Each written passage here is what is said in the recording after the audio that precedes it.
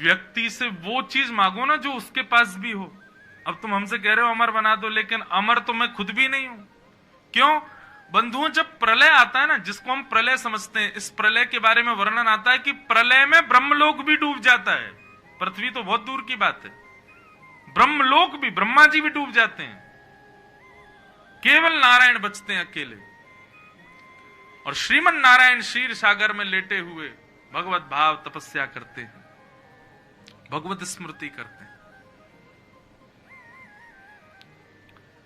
अपने भक्तों का स्मरण करते हैं। तो ब्रह्मा जी का भी प्रलय में अंत हो जाता है। तो ब्रह्मा जी बोले, मैं तुमको अमर कैसे बनाऊं? हिरण्यकश्यप बोला, तो मैंने तो गलत देवता बुला लिए, तो मुझे कोई और बुलाना चाहिए था। अमर कौन है? बोले कोई अमर नहीं है, नारायण अमर है। बोले वो तो मेरे शत्रु हैं। बोले तो उनके अलावा कोई अमर नहीं है। ब्रह्मा जी तो हिरण्यकश्यप बोला, तो क्या करूं मैं? अच्छा तो फिर एक काम कीजिए, आप मुझे दूसरे वरदान दे दीजिए। बोले मांगो। बोले ना ऊपर मरू, ना नीचे मरू, ना अंदर मरू, ना बाहर मरू, ना ऐसे मरू, ना वैसे मरू। दुनिया भर के वरदान उसने मांगे। ब्रह्मा जी ने सब में तथास्तु कहते हुए अंत में कहा, फिर भी हिरण्यकश्यप तुम मर जाओगे। हिरण्यकश्यप बोला, अब तो मैंने कोई चारा ही नहीं छोड़ा। मैंने ये तक कह दिया कि मैं इंसान से भी ना मरूं, जानवर से भी ना मरूं, दिन में ना मरूं, रात में ना मरूं, 12 महीनों में ना मरूं, अस्त्र से ना मरूं, शस्त्र से ना मरूं, हर प्रकार से तो मैं बच गया हूं, अब कैसे मरूंगा? बोले फिर भी नारायण तुझे मार देंगे। बोले कैसे? बोले ये तो तुझे तभी पता चलेगा जब तू मरेगा। हिरण्यकश्यप बोला, अब जब होगा देखा जाएगा। ब्रह्मा जी ने तथास्तु वरदान दे दिया और हिरण्यकश्यप चले। अच्छा, भागवत में वर्णन आता है कि हिरण्यकश्यप सीधा पृथ्वी पर नहीं आया, उससे पहले स्वर्ग में जाके राज्य किया उसने। और वहां नारद जी की स्थिति वर्णन करते हैं कि नारद जी जो नारायण नारायण गाते थे, वो हिरण्यकश्यप गाते थे अपनी वीणा पर। इतना भय था हिरण्यकश्यप का। अंत तो गत्वा, हिरण्यकश्यप जब लौट करके आए, तब उनकी पत्नी एक छोटे पुत्र को जन्म दे चुकी थी, जिनका नाम था प्रहलाद। जब तक हिरण्यकश्यप यहां तप कर रहे थे, इतने में ही नारद जी ने जाकर के कयाधु, हिरण्यकश्यप की पत्नी को कथा सुनाई। और गर्भ में बैठे हुए प्रहलाद जी ने संपूर्ण कथा का श्रवण किया। इसीलिए हमारे यहां वर्णन करते हैं कि भैया गर्भवती माताओं को 9 महीने तपस्या है माताओं की। यदि 9 महीने के समय को माताओं ने एक तपस्या के भाव से बिताया, तो जीवन भर वो अपने बालक से अति प्रसन्न रहेंगी। लेकिन माता ही जब उसको तप के भाव से नहीं लेकर के आलस्य के भाव से, आराम के भाव से, अतिभोग के भाव से और ज्यादा श्रमित ना हो जाऊं इस भाव से यदि बिताएंगे, तो फिर बालक भी वैसा ही होगा।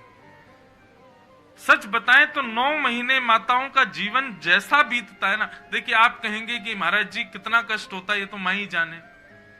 जिसको बालक होने वाला है वो मां ही जाने कि वो कितने कष्ट में होती है। सब मानते हैं बात, लेकिन हमारे शास्त्रों में कहा जाता है जिसने अपने जीवन में सहा वही जीतेगा, जिसने कभी सहा नहीं वो जीत नहीं सकता।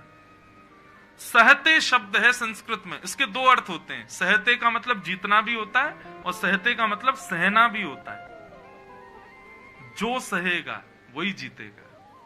स्वामी विवेकानंद कहते हैं, यदि एक दिन भी बिना विपरीत स्थिति जिए तुम अगर जी रहे हो, बिना विपरीत स्थिति आए तुम रह रहे हो, तो समझो तुम जी ही नहीं रहे हो। जी ही वही रहा है जिसके जीवन में रोज विपरीत स्थिति आती है।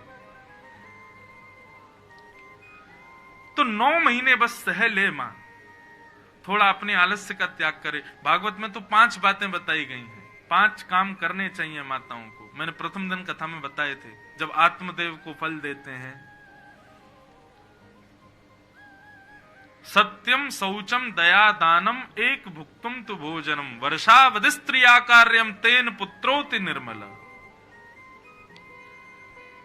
सत्य बोले, पवित्रता का ध्यान रखे, दया करे, दान करे, और एक भुक्तुम तु भोजनम, फलाहारी रहे, एक ही समय प्रसाद पाए बस, बाकी के समय पौष्टिक वस्तुएं लेकर के रहे भले।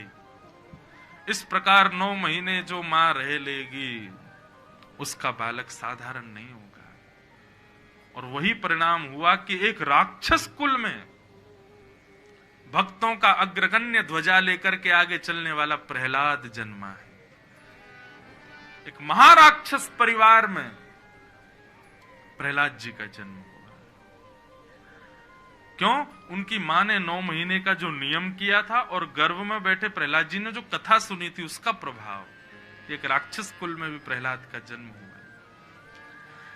जन्म लेते ही धीरे धीरे 5 वर्ष के जब हो गए तब हिरण्यकश्यप हिमालय से लौट करके आए।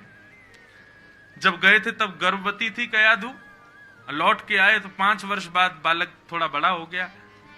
आकर के हिरण्यकश्यप ने पूछा, ये बालक किसका है? बोले महाराज जी आपके सबसे छोटे बालक हैं, इनका नाम है प्रहलाद। आहा, प्रहलाद को देखते हिरण्यकश्यप प्रसन्न हो गए, हृदय से लगा लिया। बेटा विद्यालय जाते हो? हाँ पिताजी। आपका जो विश्वविद्यालय है दानव विश्वविद्यालय, वहीं जाता हूं। अच्छा, अपनी विद्या की कोई अच्छी बात बताओ, क्या सीखा तुमने? अब प्रहलाद जी महाराज तो उस विद्या को स्वीकार करे बैठे थे जो नारद जी देके गए हैं। पिताजी आप सुनेंगे? बोले हाँ सुनाओ, कोई अपनी विद्या की अच्छी बात सुनाओ। तो प्रहलाद जी महाराज सुनाने लगे कि तत्साधु मन्ये सुरवर्य देहिना सदा समुद्विग्न धियाम सद्गृहात् हित्वात्मपातं ग्रहमन्धकूपं वनं गतो यद्धरिमाश्रयेत। पिताजी बहुत अच्छी बात है, ध्यान से सुनना। प्रहलाद जी कहते हैं पिताजी ये संसार एक अंधा कुआं है और हम सब इस कुएं में गिरते जा रहे हैं। पिताजी हरि नाम ही सत्य है, उसका आश्रय लेकर के व्यक्ति को हरि प्राप्ति करनी चाहिए। ये उसके जीवन की सबसे बड़ी उपलब्धि होगी। धन कमाना, घर बनाना आदि आदि करना ये सब उपलब्धियां नहीं है पिताजी। हरि का नाम सुनते ही ताम्र वर्ण हो गया हिरण्यकश्यप का। कौन सिखाता है तुमको ये सब? कुछ नहीं बोले प्रहलाद। संडमर्क गुरुजी को बुलाया, बोले इसको लेके जाओ। ये क्या बोलता है? हरि हरि का नाम बोलता है, इसको पढ़ाओ, इसको सुंदर ज्ञान दे के आओ। आज के बाद इसके मुख से ये नाम मैंने सुन लिया तो तुम लोगों को जीवित नहीं छोड़ूंगा। 1 वर्ष और पढ़े प्रहलाद जी। अच्छा, प्रहलाद जी पढ़ने में बड़े निपुण थे। प्रहलाद जी के विषय में आता है कि वो जब हिरण्यकश्यप के दानव विद्यालय में पढ़ते थे तो दानवी विद्याएं जैसी सिखाई जाती थी प्रहलाद जी सब सीखते थे, लेकिन उसको जीवन में नहीं उतारते थे। दानवों की, दैत्यों की विद्या सीखते सब थे, लेकिन उसका आस्वादन अपने जीवन पर नहीं करते थे। यही बात तुम समझने का प्रयास करते हैं, समझाने का कि भैया संसार में अभिनय करो, नाटक करो, सब चीज करने का नाटक करो, लेकिन वास्तविक अंदर से अंतर्निष्ठ रहो, ज्यादा उसको प्रकट मत करो। प्रहलाद जी महाराज 1 वर्ष बाद फिर आए। पिताजी ने फिर गोद में बैठाया, बोले बेटा अब कोई अच्छी बात बताओ। पिताजी पिछली बार आपने मेरी बात सुनकर के मुझे विद्यालय भेज दिया, आप कहां भेज दोगे पता नहीं। मैं अच्छी बात बताऊंगा, आपको नहीं अच्छी लगी तो? नहीं अच्छी लगेगी, बताओ कुछ अच्छा बताओ। प्रहलाद जी बोले पिताजी 9 प्रकार की भक्ति होती है। श्रवणम कीर्तनम विष्णु स्मरणम पाद सेवनम अर्चनम वंदनम दास्यम सख्य आत्मनिवेदनम। ये बात उन बच्चों के लिए मैं कह रहा हूं जो लोग कहते हैं कि हमारा एनवायरमेंट ऐसा है कि हम लोग भक्ति नहीं कर पाते। प्रहलाद जी को देखो, एक दैत्य कुल में जन्मे हैं, पिता दैत्य, परिवार दैत्य, भाई बंधु दैत्य, जिस विद्यालय में पढ़ने जाते हैं वहां सब दैत्य, लेकिन फिर भी प्रहलाद जी के भक्ति स्तर पर कोई प्रभाव नहीं पड़ा। अरे भक्ति कोई सामान्य हमारे आपकी तरह करने वाली चीज नहीं है। आप भक्ति एक बार जीवन में लाइए, रक्षक जगन्नाथ जी बनेंगे फिर आपकी उस भक्ति के। पूज्य श्री प्रहलाद जी महाराज ने 9 भक्ति के बारे में बताया। अच्छा, इन 9 भक्ति के आचार्य भी हैं। मैंने कथा भी एक बार 9 भक्ति के आचार्यों पर भी की है। श्रवण भक्ति के आचार्य श्री सुखदेव जी महाराज, कीर्तन भक्ति के आचार्य श्री सुखदेव, श्रवण भक्ति के आचार्य परीक्षित जी, कीर्तन भक्ति के आचार्य सुखदेव जी, स्मरण भक्ति के आचार्य भगवान के परम भक्त श्री अक्रूर जी, प्रहलाद जी। इस प्रकार 9 भक्ति के 9 आचार्यों पर भी एक बार कथा कही थी। एक बार बक्सर में कही थी और एक बार श्रीधाम वृंदावन में अकिंचन कही थी। 2 बार कही है 9 भक्ति के आचार्यों पर।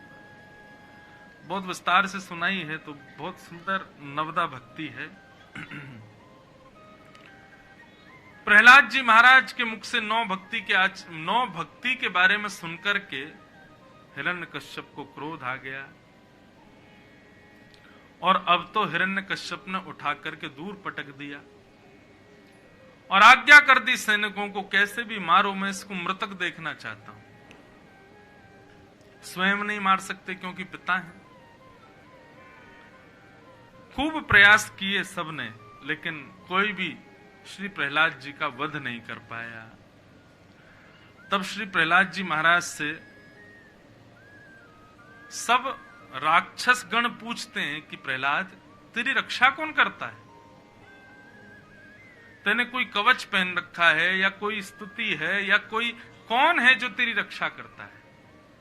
तब प्रहलाद जी कहते हैं कि दंता गजाना कुलिशाग्र निष्ठुर शीर्णायते ते नवलम ममई तत् महाविपत्ताप विनाशनोयम जनार्दनानुस्मरणानुभाव। कितना सुंदर भाव। प्रहलाद जी कहते हैं, भैया बड़े बड़े हाथियों के दांत मेरा स्पर्श करते ही चूरन बन गए, सर्पों का डसना मेरे लिए अमृत समान हो गया, हर प्रकार की स्थिति में मैं आपके सामने जीवित बैठा हूं, नवलम ममई तद, ये मेरा बल नहीं है। तो बोले फिर किसका बल है? बोले महाविपत्ताप विनाशनोयम जनार्दनानुस्मरणानुभाव, बड़ी बड़ी विपत्तियों का नाश करने वाले जनार्दन भगवान के केवल स्मृति का प्रभाव है कि ये बड़ी बड़ी आप लोगों के द्वारा किए जा रहे निष्ठुर भाव भी मेरा कुछ नहीं बिगाड़ पा रहे।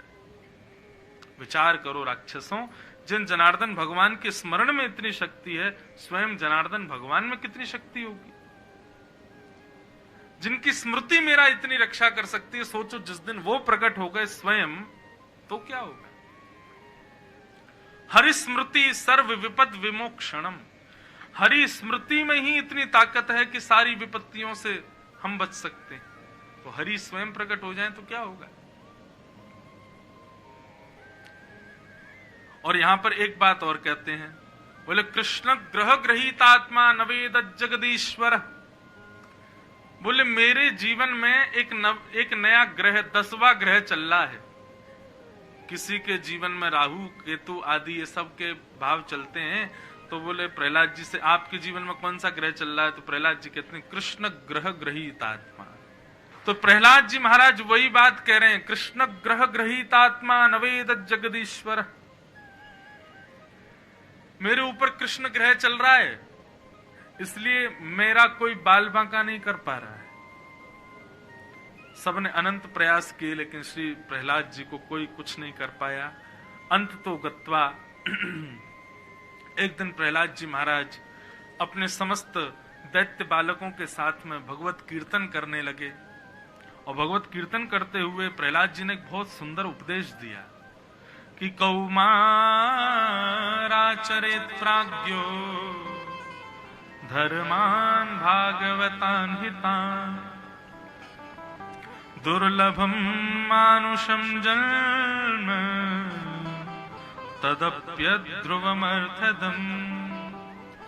श्री प्रहलाद जी महाराज कहते हैं भक्ति कौन सी अवस्था में करनी चाहिए,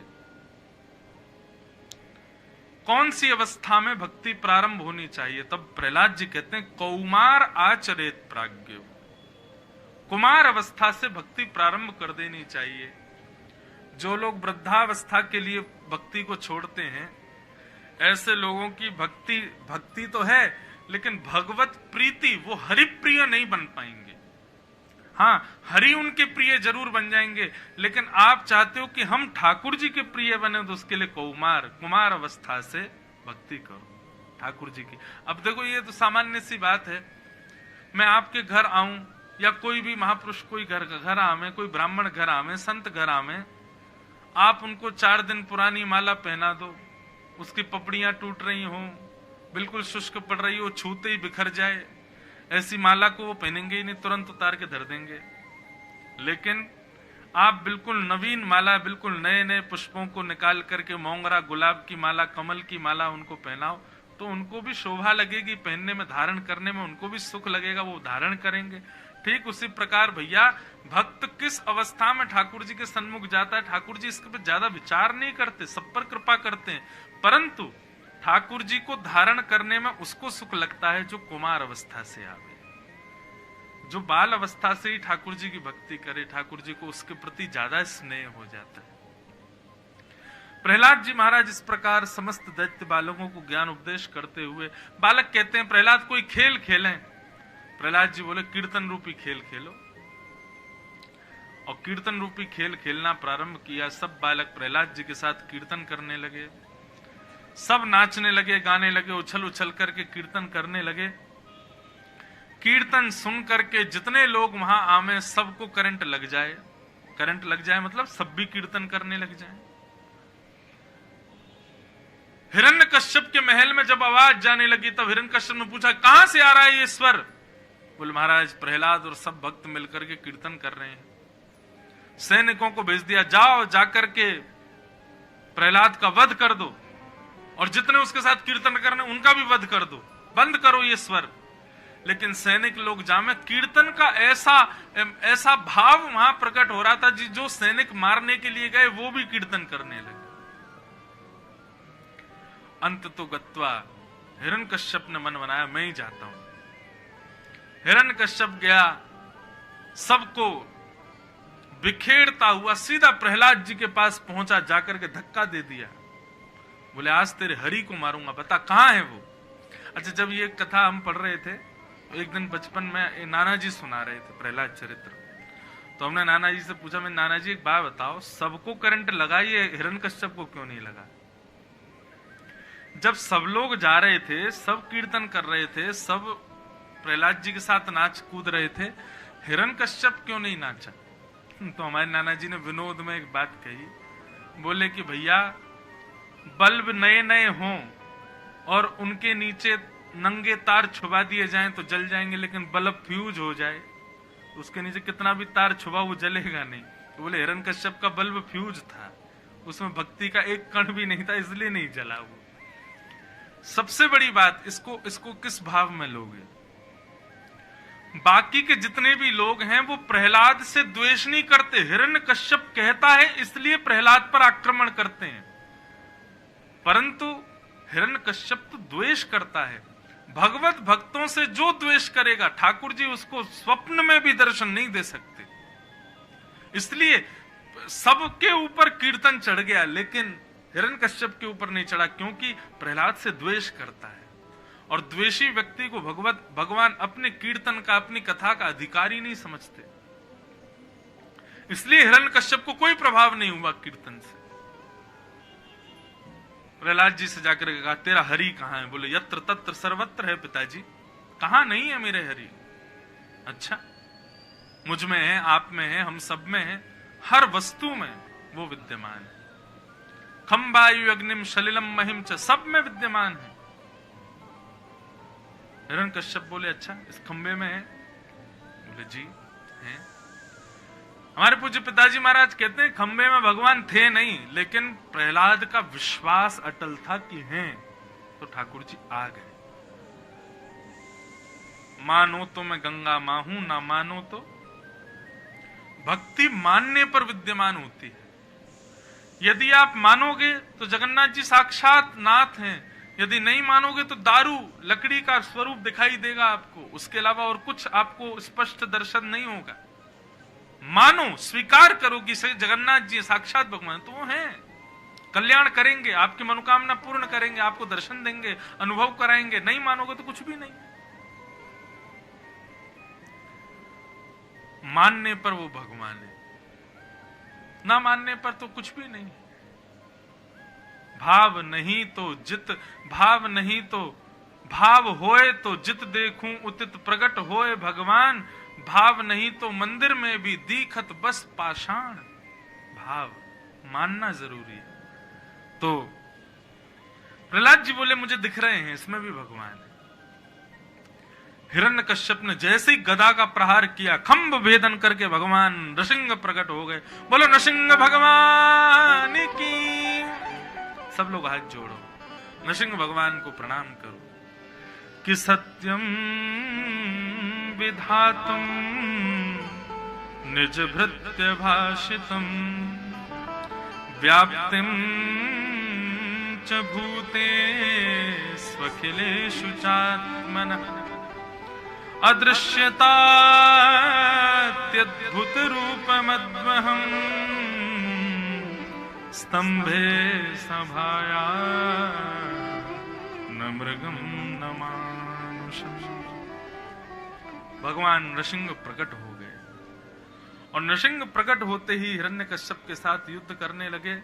उसने जितने वरदान मांगे थे सब वरदानों को पूर्ण कर दिया। भगवान ने अपनी गोद में लेटाया, दिल्ली पे जाकर के बैठ गए राजभवन के। शाम का समय था, हिरण्यकश्यप को मारने लगे भगवान। तो हिरण्यकश्यप बोला आप मुझे नहीं मार सकते। भगवान बोले क्यों नहीं मार सकते? मैंने वरदान मांगा, ना दिन में मरू ना रात में। भगवान बोले कौन सा समय हो रहा है? देखो अभी तो शाम हो रही है, ये दिन है कि रात है? संध्या हो रही है, ना दिन है ना रात है, फिर भी आप मुझे नहीं मार सकते। क्यों? मैंने वरदान मांगा, ना मैं इंसान से मरूं ना मैं जानवर से। भगवान बोले हम तुझको कौन दिखाई दे रहे हैं, हम इंसान है कि जानवर हैं? बोले मुख से तो आप जानवर से लग रहे हो, बोल रहे हो, चल रहे हो, फिर रहे हो तो लग रहा है इंसान हो।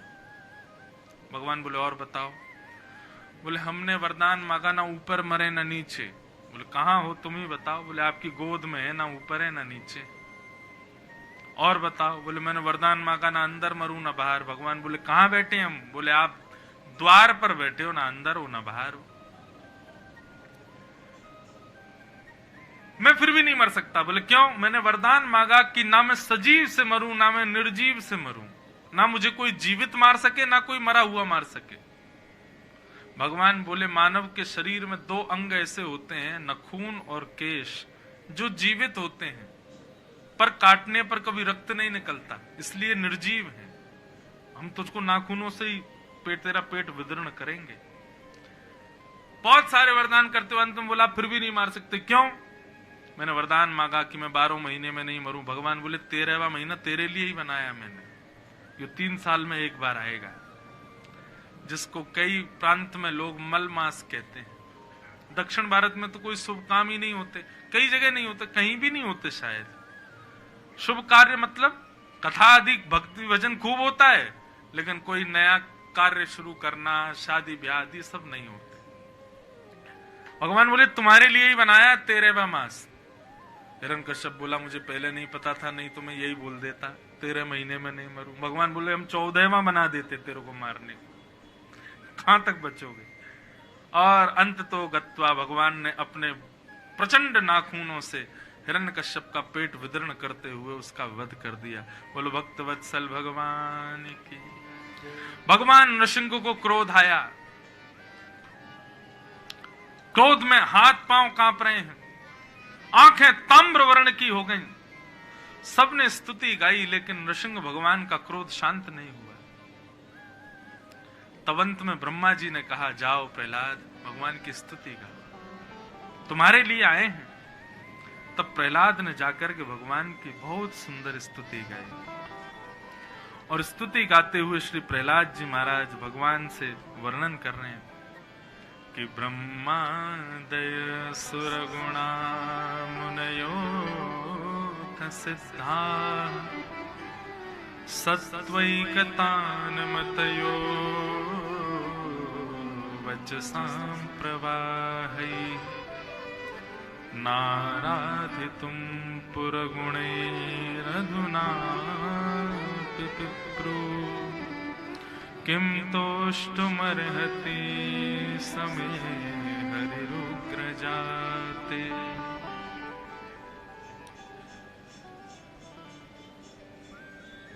प्रहलाद जी भगवान की स्तुति गा रहे हैं। तो आज जब उनका स्तुति भाव गा रहे हैं, तब मेरी आयु जितनी रही जगन्नाथ जी को प्रथम दर्शन में, उतनी ही आयु है अभी प्रहलाद की। लेकिन प्रहलाद जी से भगवान जगन्नाथ जी नृसिंह कहते हैं, तुमको मेरे रूप से डर नहीं लग रहा? देखना, सामने शंकर जी थर थर कांप रहे हैं, ब्रह्मा जी के बोल नहीं निकल रहे, लक्ष्मी मेरे आगे आने में डर रही है, इतने सब 33 कोटि देवता सब थर थर कांप रहे हैं। प्रहलाद, तुझे डर नहीं लग रहा मेरा रूप देख के? तो प्रहलाद जी हाथ जोड़ करके जो बात कहते हैं, बोले प्रभु, डर उसको लगे जो आपके मुखमंडल का दर्शन करे, जो आपके प्रचंड मुख का दर्शन करे, डर तो उसको लगेगा। लेकिन जब से आप आए हैं, मेरी दृष्टि केवल आपके चरणार विंदों पर है, मैंने आपका मुख देखा ही नहीं, इसलिए मुझे डर नहीं लग रहा है नाथ। आप जब से पधारे हैं, मैं आपके युगल चरणों का दर्शन कर रहा हूं, आपके कोमल कोमल कोमल श्री चरणार विंदों का दर्शन कर रहा हूं, इसलिए मुझे भय नहीं लग रहा है। ये बात सुनते ही भगवान नृसिंह ने प्रहलाद को अपनी गोद में भर लिया, अपने अंक में भर लिया, गोद में बिठा लिया, जीभ से चाटने लगे, अपने वरद हस्त को प्रहलाद जी के सिर पर ऐसे फेरने लगे और कहने लगे, बोले प्रहलाद, कुछ मांगो, हम तुमको कुछ देना चाहते हैं। तब प्रहलाद जी कहते हैं, सब कुछ देने के बाद आप कह रहे हैं कुछ मांग लो? कि काहम रजः प्रभव ईश तमोदिकेस्मिन् जातः सुरेतर कुले त्वतवानुकंपा न ब्रह्मणो न चुभवस्य न वै रमाय यन्मेर्पित शिरसि पद्मकर प्रसाद। हे नाथ, आपकी गोद में कभी महादेव बैठे हैं? शंकर जी आपकी गोद में बैठे हैं? भगवान बोले नहीं, कभी नहीं बैठे। अच्छा, ब्रह्मा जी को आपने कभी अपनी जीभ से चाटा है? ठाकुर जी बोले नहीं, कभी अवसर नहीं मिला। लक्ष्मी जी सदा आपके चरण दबाती हैं, कभी आपने अपना वरदहस्त उनके सिर पर रखा है? भगवान बोले नहीं, कभी नहीं रखा। बोले लक्ष्मी पराम्बा को जो सुख नहीं मिला, शंकर जी को जो बैठने का स्थान नहीं मिला, ब्रह्मा जी को जो दुलार नहीं मिला, वो एक राक्षस के बालक प्रहलाद को मिल गया। और मैं क्या मांगू आपसे? सब कुछ तो दे दिया नाथ आपने मुझको। जो ब्रह्मा शिव और लक्ष्मी को भी नहीं प्राप्त, वो प्रहलाद को मिल गया। और क्या मांगू भगवान आपसे? और मुझे कुछ नहीं चाहिए, बस आप कृपा करके एक वरदान दे दीजिए, यदि मुझे देना चाहते हैं तो। बोले क्या वरदान चाहिए? मांगो।